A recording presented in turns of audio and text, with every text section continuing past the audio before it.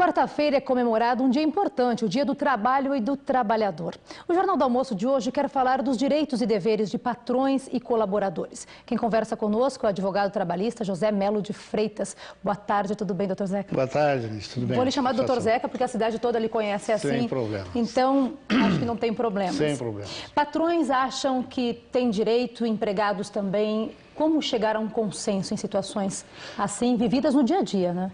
Não há consenso, nem há possibilidade de absoluta harmonia entre capital e trabalho. Capital e trabalho são, por si só, antagônicos, por sua natureza.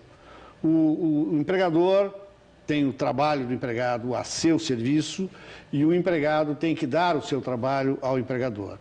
O empregado quer salário e tempo menor de trabalho, o empregador quer menor salário e maior tempo à disposição. Isso é da natureza da relação. Então, a única possibilidade é o respeito recíproco que deve haver, a boa-fé que deve haver dentro do contrato de trabalho. Agora, o problema sempre vai existir. A questão é cada um saber exatamente definir os seus espaços, as suas responsabilidades, as suas obrigações, e daí cumprir como deve ser cumprido o contrato de trabalho. Por que de tanto se falar, mesmo assim, de tanto se falar em lei trabalhistas, ainda acontecem tantas ações na Justiça do Trabalho? Eu penso que são duas razões.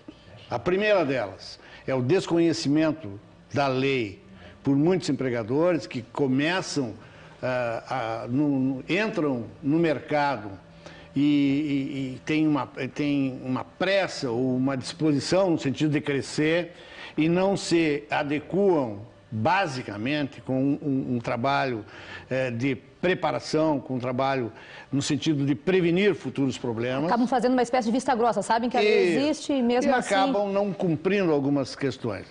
E não pode se negar, então, que entre os empregadores existem também maus empregadores. Muitas vezes não querem cumprir.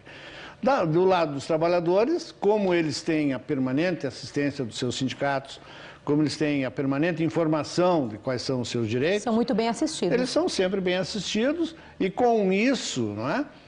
Ao término do contrato de trabalho, ou mesmo durante o contrato de trabalho, buscam no judiciário o reconhecimento desse direito. A dica para este primeiro momento aqui da entrevista é deixar tudo às claras. Contratou, neste momento fica claro, as tuas obrigações são essas e as minhas com o patrão são essas. A alternativa que existe é essa: contrata, registra e cumpre tudo o que é de obrigação do empregador. E o empregado é contratado, ele é subordinado, ele tem a obediência devida ao empregador e tem a obrigação de bem cumprir o seu contrato de trabalho.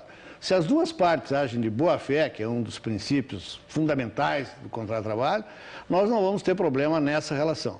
Se houver, a Justiça do Trabalho está aí para resolver. Várias perguntas, doutor.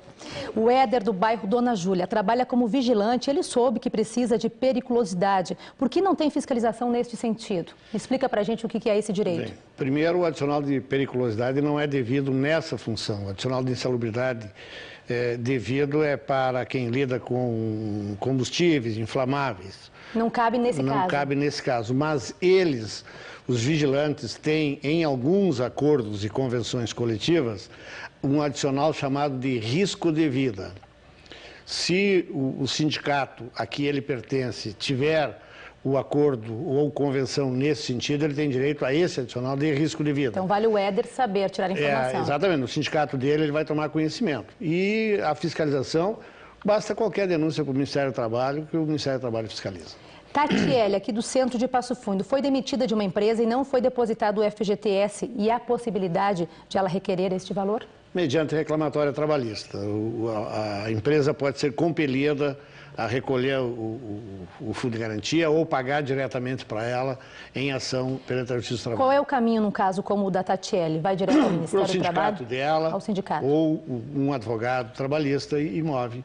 Em que momento que é importante procurar um advogado, tanto para a empresa quanto para o trabalhador? A empresa precisa ter, é recomendável que a empresa tenha uma assessoria jurídica de qualquer tipo, seja uma assessoria contratada especialmente para ela, seja uma assessoria vinculada a algum órgão sindical a que ela pertença. A empresa deve sempre ter. O trabalhador tem o seu sindicato de empregados, que aqui em Passo Fundo são muito atuantes.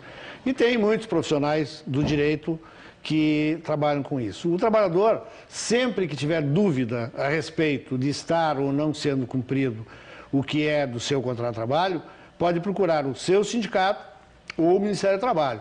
Ambos vão prestar informação para resolver a situação dele. A Andressa do bairro São Luís Gonzaga, quando a pessoa entra em auxílio maternidade, as férias são canceladas? Se ela está em férias e entra e ganha a criança, nesse momento começa outro benefício, que não é cancelado. Ela vai ter as férias interrompidas. Porque ela tem 20 dias de férias e de repente ganha o neném. A partir daí ela entra em auxílio maternidade por 120 dias. E o resto das férias ela vai gozar depois que terminar esse auxílio maternidade. Há uma suspensão das férias e não a eliminação das férias. Ela continua com o direito. O direito às férias dela, esse é sagrado. O que mais dificulta na hora de contratar e na hora de demitir? Na hora de contratar hoje é a preparação do trabalhador. As empresas estão tendo dificuldades para contratar por falta de mão de obra especializada, qualificada. Na hora de demitir, para o empregador, ele tem que pensar 2 vezes no ônus que ele tem. Tem que pagar 50% de fundo de garantia, que na verdade para o trabalhador vai só 40%.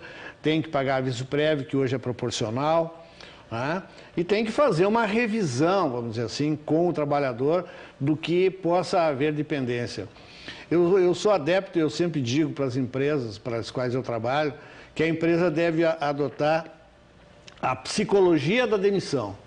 Ou seja, no momento que vai demitir o trabalhador, ver com ele, sentar com ele, ver se todas as questões pendentes estão resolvidas. Muitas vezes, por qualquer pouca coisa, acontece um reclamatório trabalhista que poderia ser evitado. É verdade. Às vezes a conversa é sempre bem-vinda. É a psicologia da demissão. Ok. Doutor Zeca Freitas, muito obrigada pela sua participação aqui no Jornal do Almoço e um feliz Dia do Trabalhador, né? A todos os que empregam e os que trabalham também, né? Para todos os trabalhadores e empresários. É verdade.